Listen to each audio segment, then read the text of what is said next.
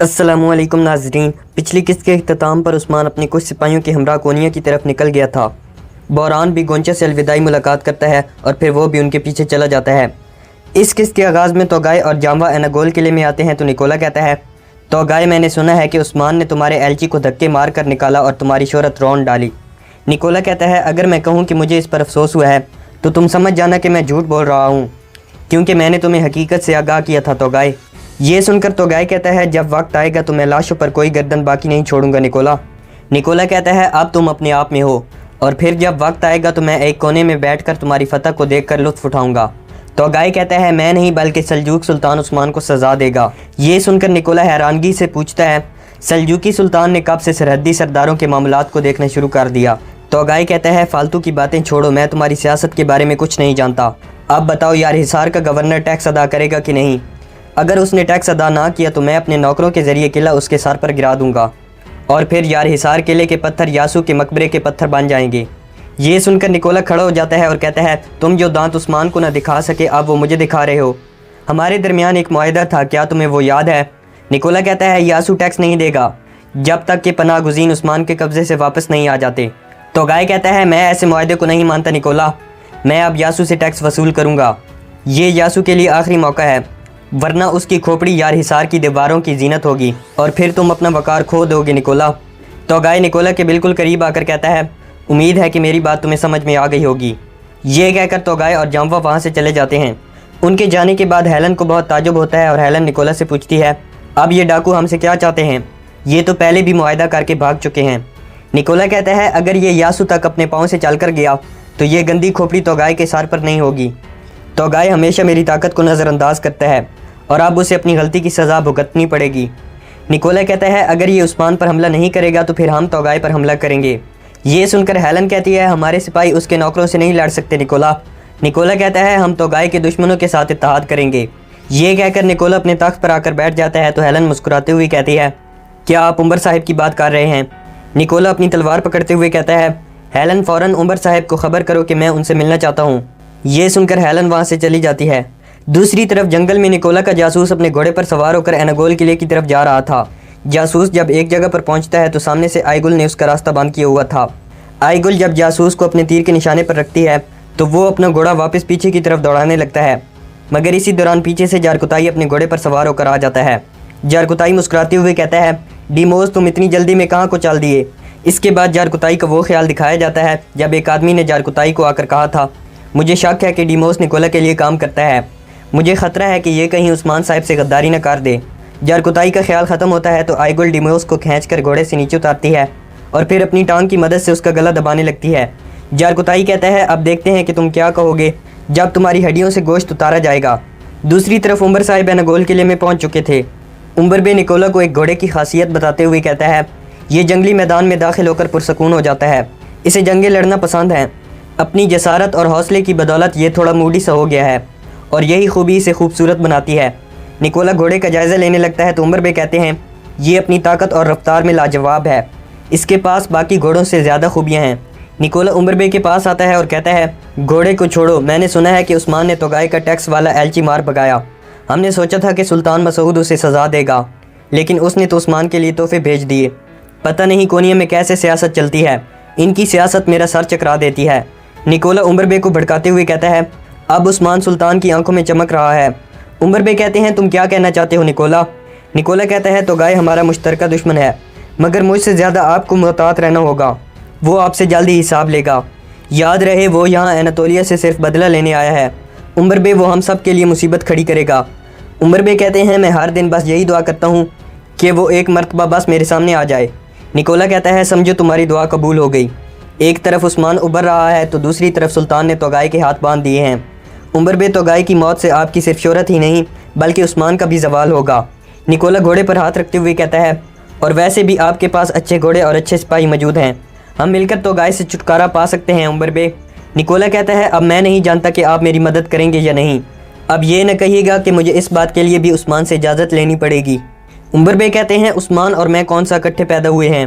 Nicola कहता है, मैं तुम्हें एक राज दूंगा, मुझे आप पर यकीन है उमर बे। उमर बे कहते हैं, बोलो मैं सुन रहा हूँ। निकोला कहता है, हम दोनों तोगाय से तंग हैं, तोगाय मेरे किलेदारों को तंग करता है, लेकिन अगर आप लोग मेरी मदद करें तो आप जैसे सरदार और सिपाहियों के होते हुए तो गाय का खात्मा हो सकता है। उमर बे कहते हैं, मुझे तुम्हारी बात समझ आ गई है, मैं तुम पर यकीन करता हूँ, अब मुझे अपना मुकम्मल प्रोग्राम बताओ। निकोला कहता है, मेरा प्रोग्राम है कि तोगाई जब यार हिसार से टैक्स लेने जाएगा तब मेरे और आपके सिपाही उस पर अचानक घात लगा सकते हैं। ये सुनकर उमर बे खुश हो जाते हैं और कहते हैं, मतलब मेरी दुआ बहुत जल्दी कबूल हो गई। निकोला कहता है, इससे आपकी शोहरत भी तुर्कों में बढ़ जाएगी और फिर उस्मान बेचारा आपके साए में बैठेगा। उमर बे पूछते हैं, तो गाय कब यासू से मिलने जा रहा है? निकोला कहता है, अंदर चले उमर बे, इस मौजू पर खाने की मेज़ पर बैठकर मजीद बातचीत करते हैं। इसके बाद वो दोनों अंदर की तरफ चले जाते हैं। दूसरी तरफ कबीले में गुंदूज निकोला के जासूस डिमोस से उगलवाने की कोशिश कर रहा था। गुंदूस डिमोस का मुंह नदी के पानी में डबोते हुए कहता है, अब बताओ मुझे, तुम किसके लिए काम करते हो? सारी सूरत हाल देखकर कबीले के लोग भी इर्द गिर्द इकट्ठे हो जाते हैं। गुंदूस डिमोस का मुंह पानी में डबोते हुए कहता है, अगर तुम निकोला के लिए काम करते हो तो सैम्यून तुम्हारी वजह से मारा गया था। कुछ देर के बाद डिमोस बोल पड़ता है और कहता है, निकोला यासू से इत्तेहाद करके तोगाय पर हमला करेगा। ये सुनकर गुंदूस बामसी साहिब की तरफ देखते हैं जो एक बड़ा सा पत्थर अपने हाथों में लिए बैठे थे। इसके बाद गुंदूस अपने सिपाहियों को बुलाता है और उनसे कहता है, सिपाहियों इसे कैद खाने में बंद कर दो।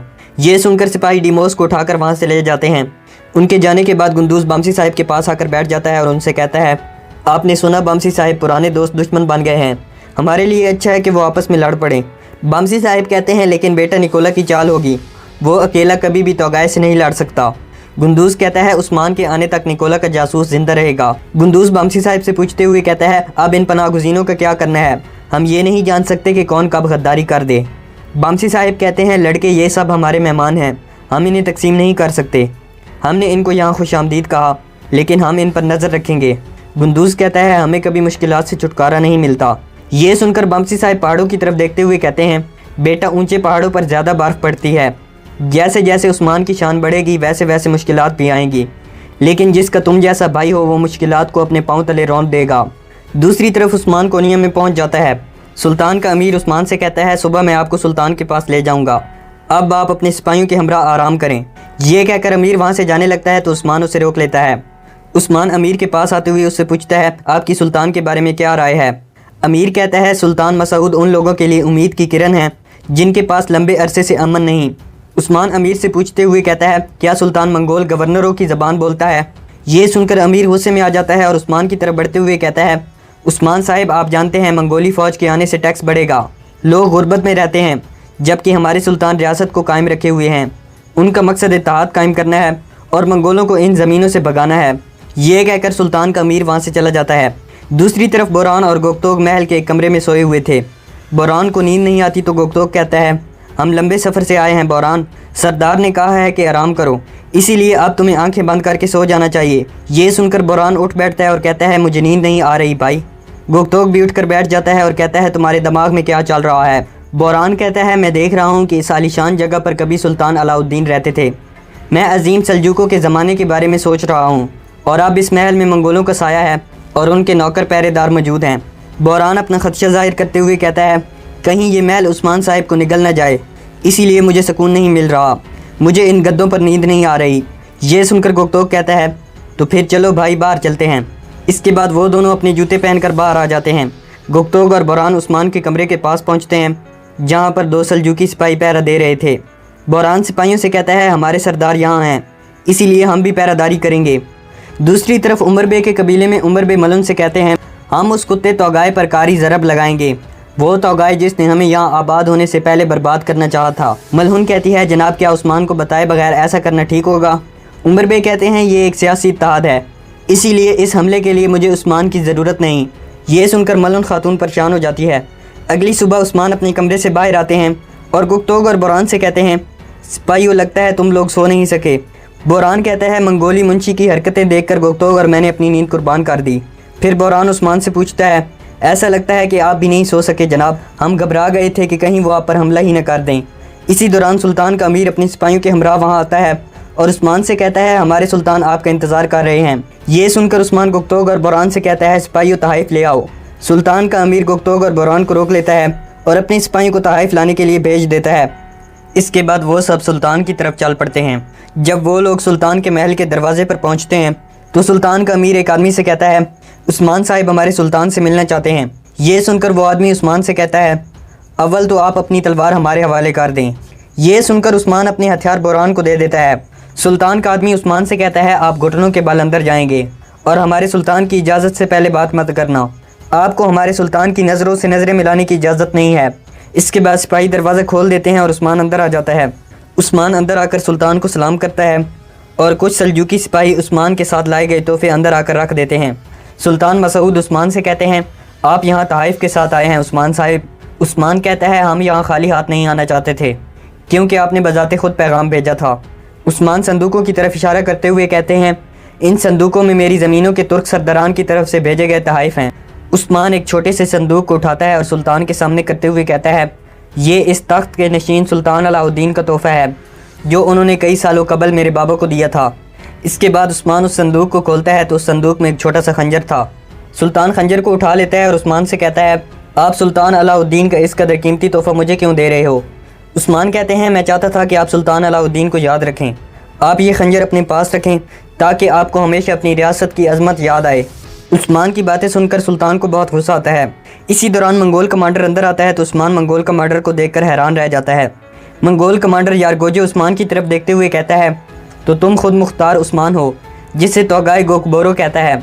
बाहर गोकतोग मंगोल सिपाहियों को देखते हुए बोरान से कहता है, इख्तिताम अच्छा नहीं होगा बोरान, क्योंकि कमांडर यारगोजो बिना इजाज़त के अंदर दाखिल हुआ है।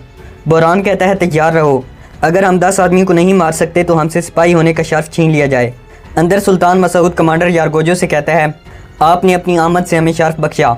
यारगोजो उस्मान को घूरते हुए कहता है, मैंने इससे कुछ चीज़ों की पूछ गूछ करनी है सुल्तान। यारगोजो उस्मान से कहता है, तुमने तो गाय से अमन बरकरार रखने का वादा किया था लेकिन फिर मेरे एलची को मार दिया। क्या तुम्हें मालूम है कि इसकी क्या कीमत होगी उस्मान? सुल्तान मसूद भी गुस्से से कहता है, मैं इस बारे में हर शय जानना चाहता हूँ उस्मान। उस्मान कहते हैं, वो सांप जो एलची के भेस में छुपा हुआ था, उसने खंजर से मुझे मारने की कोशिश की थी। ये सुनकर कमांडर यारगोजो तैश में आ जाता है और कहता है, तुम झूठ बोल रहे हो। उस्मान सुल्तान की तरफ देखते हुए कहते हैं, तो गाय ने अपने गुस्से से शिकस्त खाकर कबीले से वापस आए एलची को कत्ल कर दिया। अगर आप चाहें तो गाय से इस बारे में पूछ गूछ कर सकते हैं। उस्मान कहता है, मैंने बहसीयत सरदार अपने खेमे के वक़ार और अपनी ज़िंदगी को महफूज बनाया। हालांकि मुझे मंगोल सफ़ीर को मार देना चाहिए था लेकिन मैंने फिर भी उसकी ज़िंदगी बख्श दी, इसीलिए अब ये मेरा मसला नहीं है। यारगोजो गुस्से से कहता है, क्या मेरे एलची ने आपको इस वजह से मारने की कोशिश की कि वो सोना हासिल नहीं कर सका? उस्मान कहता है, मेरे सुल्तान, जैसा कि आपको मालूम है कि हम सफ़ीरों को कत्ल नहीं करते, इसीलिए मैंने उसे ज़िंदा वापस जाने दिया। यारगोजो उस्मान से कहता है, बात को घुमाओ मत, टैक्स के बारे में तुम्हारा क्या ख्याल है? यारगोजो अपने खंजर पर हाथ रखते हुए गुस्से से कहता है, उस्मान, क्या तुम ये चाहते हो कि मैं अपनी फ़ौज के साथ आऊँ और खून बहाकर सोना ले लूँ? उस्मान को हालात की संगीनी का अंदाज़ा हो जाता है और वो भी अपने छुपाए गए खंजर को बाहर निकालने की कोशिश में लग जाते हैं। सुल्तान मसूद खड़ा हो जाता है और गुस्से में आकर उस्मान से कहता है, उस्मान साहिब, आपने टैक्स ना देकर बगावत की है, अब आपको मार कर सारा सामान छीन लेना मेरी जिम्मेदारी है। सुल्तान की ये बात सुनकर उस्मान को बहुत दुख होता है और यहाँ पर इस एपिसोड का इख्तिताम हो जाता है।